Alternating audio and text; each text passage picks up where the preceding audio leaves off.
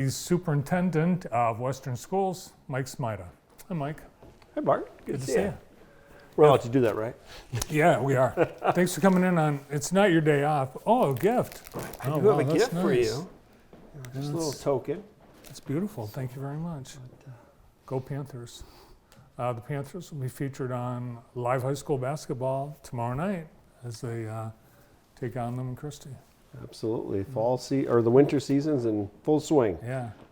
Oh, it's been fun following the Panthers all throughout the year, but what a great football season. It was probably the best football season your school's had in a few years. The last couple of years have been good. Yeah. Nick Rulowitz has done a great job with our young men, and he's cultivating that culture, and it's a team culture.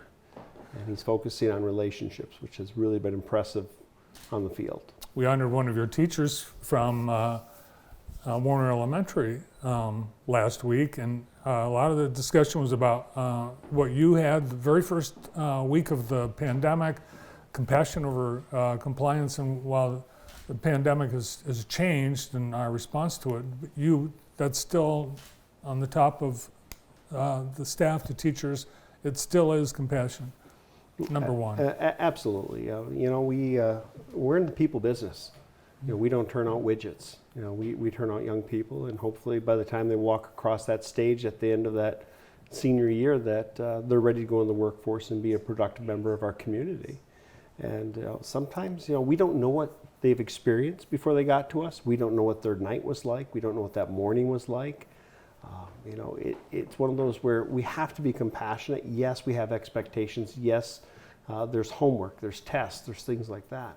But at the same time, to be compassionate about, you just don't know what their life was that few hours before they came into your classroom. Yeah, I could not be a teacher because at 3 o'clock I'd be worried about what is going on with all these kids at home, and are they safe? Are they, I wouldn't be able to get it out of my head. And as an educator, we do the same thing all the time. We worry about that all the time. This past weekend, just so happened that I was going over to the bus garage, and on I think it was Sunday morning, and there's an accident. I think it was Saturday morning, and there's an accident, and there's fire trucks, and there's police around, and the first thought that runs through your head is that one of our kids, because they are our kids. They might be our students, but we still care about them, they're part of our family, and so we worry. Yeah, I know it's 24/7, 365 job. And how many years is this now for you? This is my 14th year. Wow. Yeah, we've been together 14 years, Bart. That's right. And it's been my 14th year at Western, and it's just been a wonderful experience. Been a great blessing to my wife and I, and the community is a wonderful community. Jackson County is a wonderful place to live, and we just feel so blessed to be part of it. Yeah, well, we agree. And it's been 14 years of growth for the school district, enrollment up again. You've got plans for a new elementary building. What's the latest on that? That's getting exciting. We are now we're in that schematic design phase, and we're moving into design development, which is right before you issue construction documents. And so over the next 2 weeks, we have a real good idea of what the building will look like. And now we're bringing in our small groups. We're bringing in teachers to talk about what does that kindergarten classroom look like. Now, you don't get to pick your own kindergarten classroom, but you get input into the kindergarten classrooms.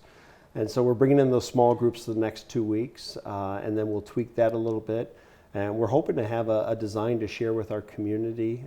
Shared a rough design with the board last week at our work session, but we hope to share a new design with our community in the very near future.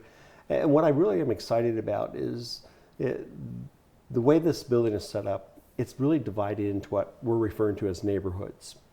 You have the first grade neighborhood and the kindergarten neighborhood, and they're kind of on their separate side of the entire complex. And then you have your common spaces, your gymnasium, your activity room, your cafeteria.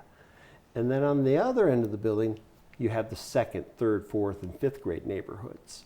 And so when the kids are in those neighborhoods, they will feel like a community. It will give them a sense that I belong to the second grade neighborhood.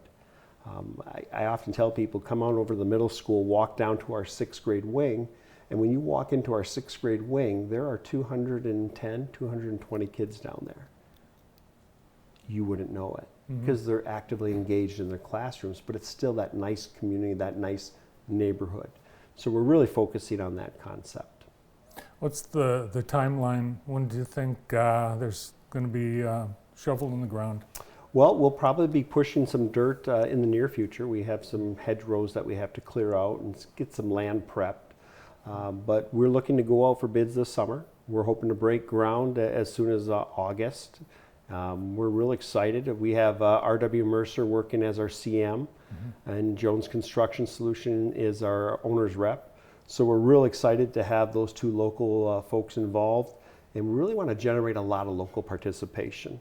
You know, we're bound by least responsive bidder, which means that if the company out of Grand Rapids can beat your lowest price and you're a Jackson company, you know, I owe it to our taxpayers, the board owes it to the taxpayers to go with the least bid.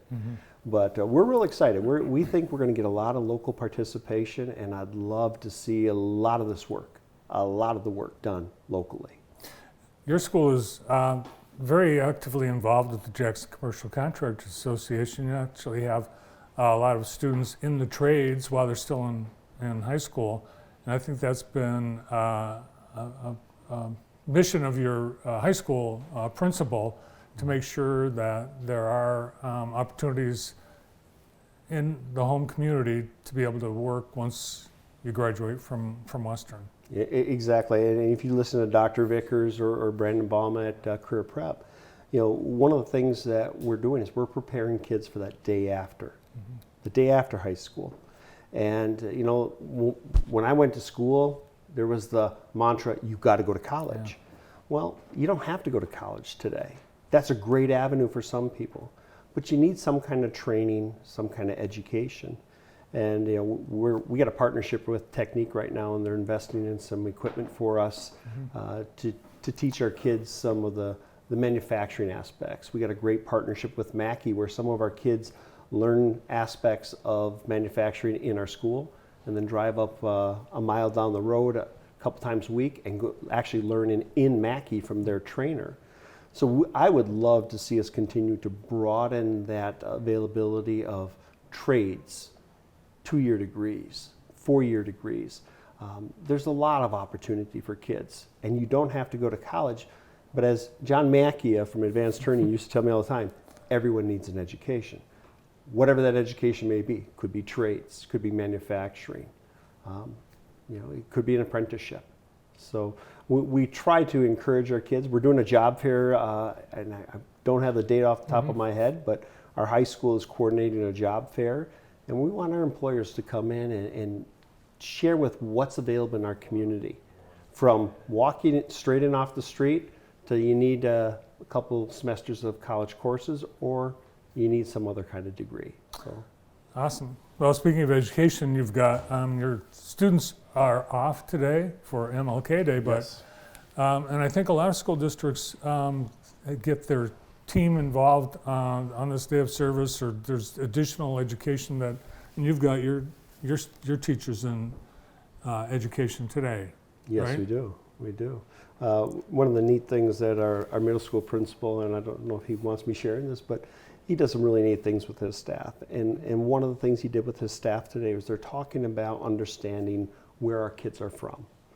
And so part of their activity this morning is they put them on a bus, and they took a tour of Western School District. And they took them through the very affluent parts of our district and the opposite. You know, every one of our communities, every school district has the extremes. Sometimes you don't see them or you don't want to acknowledge them, but they're there. And so again, that education of our staff saying, hey, who's coming through that door? What did they experience? And where are they from? And he said that he actually had some staff members shocked and in tears when they saw where some of our kids are living. And that's true in any community across this country, but we all experience the same challenges. Well, it's an awesome exercise. Great to hear about it, and great to hear all about all the great things happening in the district. Well, thanks for having me. Good to see you. Yeah, good to see you, and thanks for the nice gift. Appreciate it. Enjoy. Thank you. Superintendent at Western Schools, Mike Smajda. Next up on the show, we've got some celebrating to do. It's not your birthday or anything, is it? 2 weeks ago it was. Oh, happy birthday. Thank you. Appreciate it. All right. Did you give me something? We did. We had to throw it out. It was going bad. Blue Juliet. We have some people today with birthdays we're going to celebrate and hear about coming up next. Stay tuned.